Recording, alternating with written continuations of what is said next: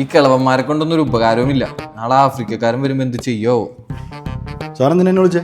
Honey റോസിന്റെ പുതിയ reels ഇറങ്ങിണ്ടായിരുന്നു, സാറിനൊന്ന് കാട്ടാന്ന് വെച്ച് വിളിച്ചാണ്. ഞാനത് കണ്ടായിരുന്നു സാറേ. ലൈക്ക് ചെയ്താ? പിന്നെ കമന്റ് ചെയ്താ? ഹാർട്ട് കൊടുത്തിട്ടുണ്ട്. പണി എടുക്കേണ്ട സമയത്ത് പണി എടുക്കണോടോ, അല്ലാണ്ട് എനിക്കിട്ട് പണിയാൻ നിൽക്കല്ലേ. എനിക്കുള്ള പണി ഞാൻ തരുന്നുണ്ടോ? എപ്പോഴുണ്ട്. എന്ത് പറ്റി സാർ? താൻ ആ ആഫ്രിക്കക്കാരും വരണകാരൻ എന്നോട് എന്താ പറയാഞ്ഞത്? സാറിന് ഞാനത് മെയിൽ അയച്ച് പറഞ്ഞാണല്ലോ സാർ. എന്ത് മെയില്? ഏത് മെയില്? ഇന്നലെ വൈകിട്ട് സാറിന് ഞാനത് മെയിൽ അയച്ച് പറഞ്ഞിരുന്നു.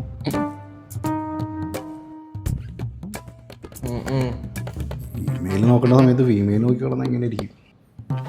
ഒരു മെയിൽ അയച്ചു കഴിഞ്ഞാൽ തനിക്ക് അത് അയച്ചു എന്നൊന്ന് വിളിച്ച് പറഞ്ഞൂടെ? ഐ എം നോട്ട് എ സാധാ employee, I M your lead, you know. നിന്റെ തന്ത ഇവിടുത്തെ മാനേജർ ആയതൊന്നുമില്ലടാ നാറി നീ ലീഡായത്. അപ്പൊ എനിക്ക് മെയിലൊന്നും ചെക്ക് ചെയ്യാൻ സമയം കിട്ടിയെന്ന് വരില്ല, 100 തിരക്കല്ലേ. അതെ സാർ, ഇതും എന്റെ തെറ്റാ. അല്ലെങ്കിൽ ഞാൻ അപ്പളേ പറഞ്ഞാണ് ഈ 90s കളവന്മാരെയൊക്കെ മാറ്റി പുതിയ പിള്ളേരെ ഇറക്കാം.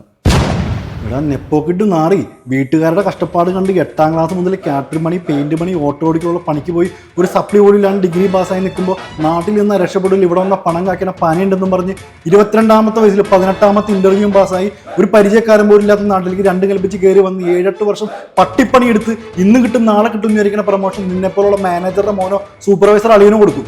അങ്ങനെ മൂഞ്ചി തെറ്റി ഇരുന്നാലും ഒന്നും മിണ്ടാണ്ട് പണിക്ക് വരുന്ന എന്റെ മുഖത്ത് നോക്കി എന്റെ തലമുറയെ തന്നെ അവഹേളിക്കുന്ന അഷോട്ടെ.